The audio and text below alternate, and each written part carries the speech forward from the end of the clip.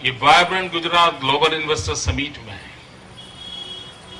दो ऐसे क्षेत्र हैं कि जिसमें सबसे ज्यादा लोगों को आकर्षित करने का हम प्रयास करते हैं। एक है एजुकेशन, दूसरा है हेल्थ सेक्टर। मित्रों, इसी वर्ष जो वाइब्रेंट समिट हुआ था, दुनिया के करीब 43 यूनिवर्सिटीज, वर्ल्ड फेम यूनिवर्सिटीज यहां थी और उन्होंने गुजरात के साथ मिलकर के 21st सेंचुरी के लिए किस प्रकार से ह्यूमन रिसोर्स डेवलपमेंट की आवश्यकता है और किस प्रकार के नए एकेडमिक सिलेबस की आवश्यकता है, उस पर बड़ी गंभीरता से सोचा और 23 से अधिक यूनिवर्सिटीज आज गुजरात की यूनिवर्सिटीज एंड प्राइवेट इंस्टीट्यूशंस ने एमओयू किया है। आप कल्पना कर सकते हैं कैसा एक नए क्षेत्र में हम प्रवेश कर रहे हैं। उसी प्रकार से हेल्थ सेक्टर में भी सर्वाधिक एमओयू हुई है। यानी सिर्फ इंडस्ट्री के लिए नहीं हो रहे, एग्रीकल्चर हो, पानी की व्यवस्था हो, हम विश्व में जो उत्तम व्यवस्थाएं हैं, विश्व में जो उत्तम अनुसंधान है, उन चीजों को गुजरात की धरती पर लाने का प्रयास कर रहे हैं। और उसी का एक हिस्सा है कि 2009 में वाइब्रेंट समिट में जो एमओयू हुआ था, वो काम आज पूर्ण होकर के आपको डेडिकेट किया गया। गुजरात सरकार ने बहुत बड़ी पूंजी लगाई है इसी क्षेत्र में काम करने के लिए और जैसे जयनारायण भाई ने बताया, इससे भी बड़ा इन्वेस्टमेंट है, इससे भी बड़ा इंफ्रास्ट्रक्चर बनाया है। हमने सूरत पसंद किया है और मित्रों, इस क्षेत्र में जाने का मुझे मन क्यों किया, एक बहुत ही दर्द भरी कथा है उसके पीछे। शायद इतने बड़े भवन में और इतने बड़े मशीन जो अंदर लगे हैं, उसके पीछे जो दर्द है वो शायद किसी को दिखाई नहीं देगा, लेकिन आज अवसर है, मैं आपको बताना चाहता हूं।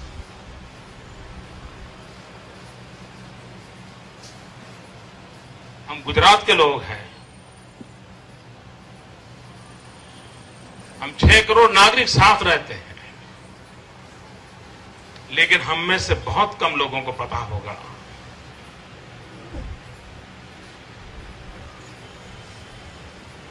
कि हमारे राज्य के ट्राइबल बेल्ट में, उसमें भी साउथ गुजरात का ट्राइबल बेल्ट, डांग, बलसाड़, तापी, नर्मदा, बलसाड़, उमरगांव, इस बेल्ट में ट्राइबल कम्युनिटी में जेनेटिकली सिकल सेल की एक बड़ी भयंकर बीमारी है।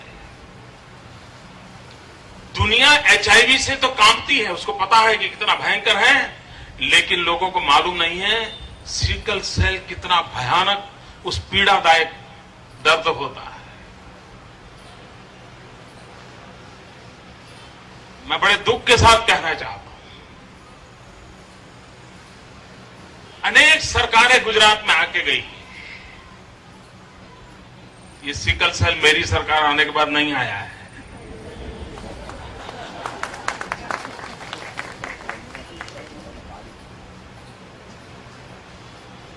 कैसे क्योर करना, कौन सी दवाई काम करेगी, उसमें अभी भी रिसर्च चल रहे हैं। लेकिन मित्रों, पुरानी किसी सरकार को पता तक नहीं था कि इस राज्य के अंदर इतने बड़े समूह को इस पीड़ा से अपनी जिंदगी गुजारनी पड़ती है। ये पहली सरकार है जिसने ये खोज के निकाला कि भाई हमारा ये समाज इस पीड़ा से कैसे दर्द से जी रहा है, और तब से मन में ठान कि हम आधुनिक से आधुनिक विज्ञान को लाएंगे, संशोधन करेंगे, सामाजिक क्रांति के लिए प्रयास करेंगे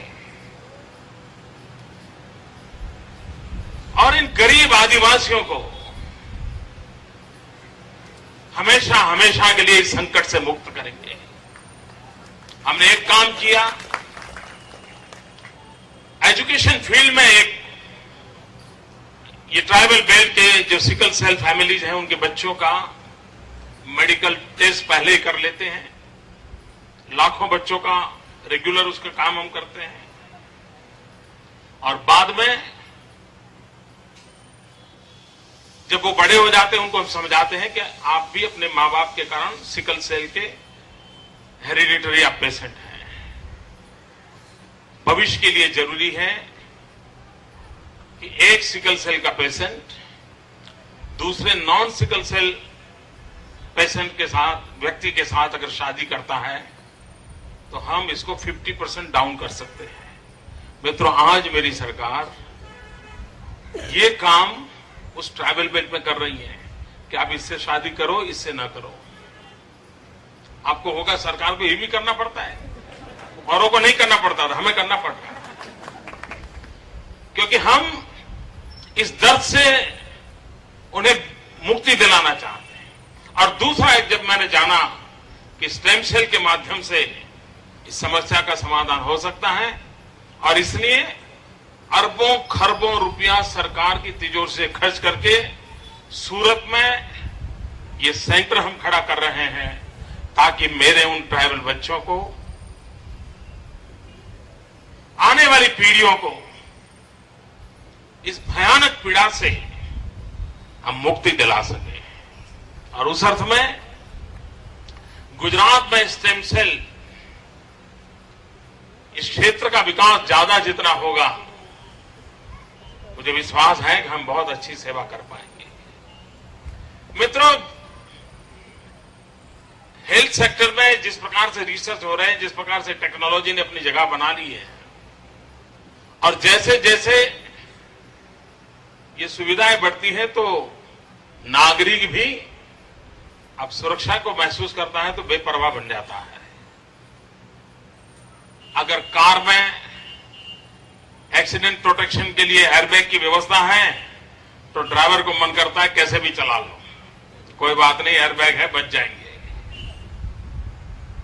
ये जो टेम्परामेंट धीरे धीरे बन रहा है वो बड़ा चिंता का विषय है।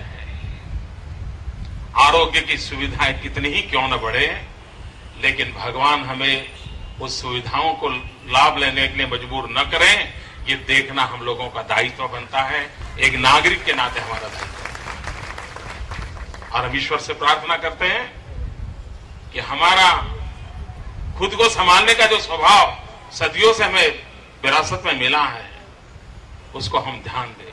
मित्रों, एक मैं चाहता हूं स्टेम सेल के माध्यम से एक काम अगर हम रिसर्च करके करें,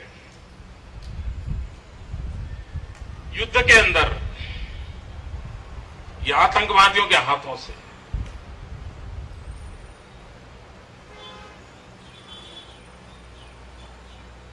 इस देश की रक्षा करते करते या सामान्य नागरिकों को सुरक्षा देने के लिए जो बम ब्लास्ट का शिकार हुआ हो, आतंकवादियों की या दुश्मनों की गोलियों का शिकार हुआ हो और उसने अपना कोई अंग खो दिया हो,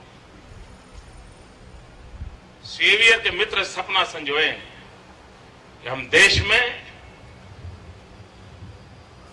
कहीं से शुरू करके इस स्टेम सेल ट्रीटमेंट के माध्यम से उसको वो अंग लौटा देंगे, उसको हम पूरा जैसा था वैसा बना के छोड़ रखेंगे।